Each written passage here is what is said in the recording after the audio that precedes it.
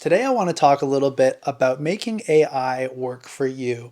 I want to talk about some of the new artificial intelligence personal assistant tools that have come about, namely the Rabbit R1, and whether such a device may have any use to somebody who's looking to ditch the digital world, or at least the distraction that comes from these devices. If you don't know me, I'm Spencer, and I like to talk about simple living, frugality, and ways to cut down on your technology usage, sometimes by using other technologies, perhaps like the Rabbit R1. So to start off, what is the Rabbit R1?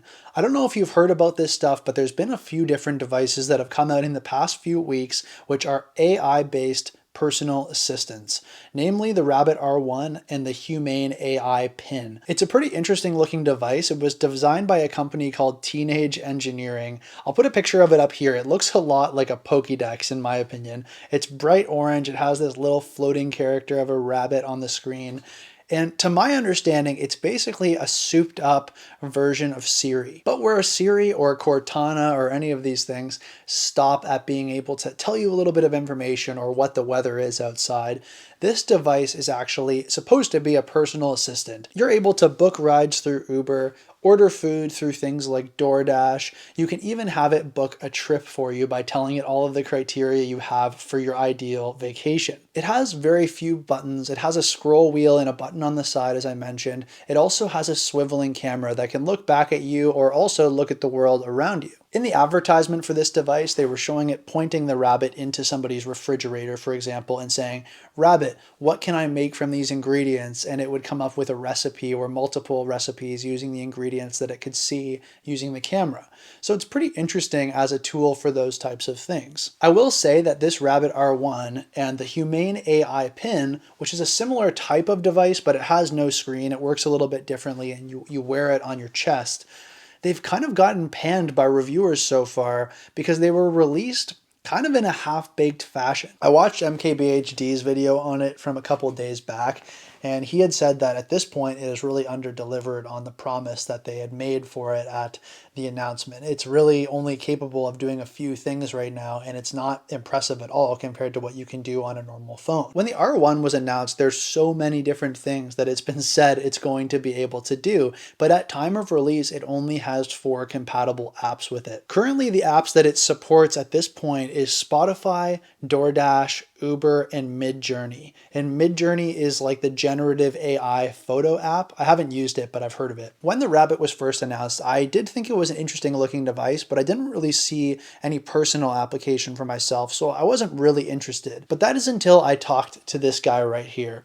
This is Jose. I spoke with him on a podcast a couple of weeks ago. He's basically an expert in the field of dumb phones and reducing your digital distraction and moving offline. We were chatting after recording the podcast a little bit, and I was asking him what he thought of the Rabbit R1. I had heard him mention it on his channel, but I wanted to hear his thoughts. And what he said was really interesting to me, and it actually piqued my interest in whether this type of device would be viable for people like us looking to minimize online distractions. Jose told me that he had ordered a Rabbit R1 and that he'd be reviewing it on the channel. In his opinion, he said that it was a perfect companion to a dumb phone for somebody just getting into that type of thing who wants to disconnect from their smartphone, but they don't want to completely abandon those types of apps. At first, I didn't understand because I felt like, aren't you just replacing your smartphone with another smart device that also has AI built into it? Feels like we're moving the wrong direction by using something like that rather than going to a dumb phone. It seems antithetical to moving to a dumb phone in the first place. But the way that Jose explained it to me is that because of the way that the R1 actually works,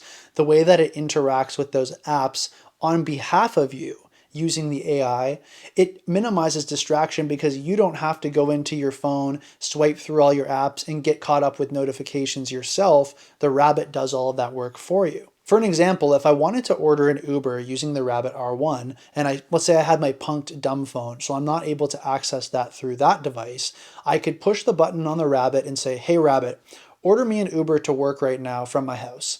And it would say, "No problem," and then it would do it, and that's it. If I was to use that on a smart device, I would have to open my phone, I would have to flip through all of my different applications and find Uber, and probably get caught up with an incoming notification for a text or for an email or for a social media notification, and I'm down the rabbit hole, so to speak. pun intended. With the R1, the only thing going down the rabbit hole is the rabbit. Rather than getting caught up in these kind of distracting apps that, as I've talked about in previous videos, are designed to be distracting, you could utilize an AI tool, perhaps like the rabbit, in order to go into your device, go into those applications for you, get what you're looking for, and then come back out. The way that this works is you have to use Rabbit's software and you have to trust them. You log into all of your accounts through Rabbit. You basically give Rabbit access to all of your accounts. And then when you ask it questions, it's able to go into those applications and do all the things that you would normally do using your smart device. So I assume in the future, as more apps are supported, I'd be able to use social media apps and YouTube and things like this, but I wouldn't be going into those apps myself, getting caught up in the intentionally distracting interface and then spending a lot of time there.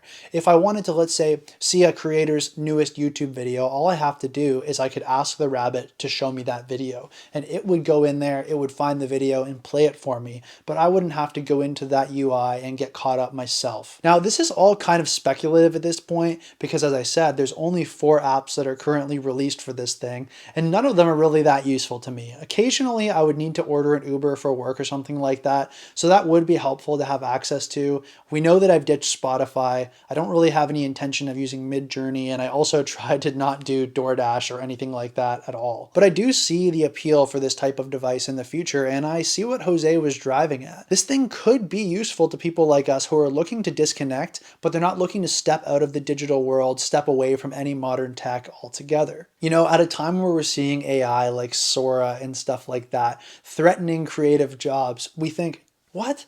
AI was supposed to come out and do all the annoying stuff that we didn't want to do, not come out and do the creative jobs that people dream to do in their time off. Like, that seems unfair. This is a good example of AI that I think is doing the work for you. It's taking the bad parts about using the online world, the fact that these apps are so distracting innately, and it does the interacting with those apps for you and just brings you the parts that you find to be valuable. At least that's the promise of the Rabbit once it is updated, I guess, enough to be on par with what they announced it could actually do. And given that it is kind of a souped up version of Siri, I wouldn't be surprised if at some point the big boys like Apple and Google and Amazon, whatever, step into the marketplace with their own offerings similar to this. It will be interesting to see if those bigger companies come out with a standalone device like this, or since they make so much money with their phones already, they just integrate this more high-powered AI Siri into those devices in future iterations. I actually saw that Android Authority was able to basically boot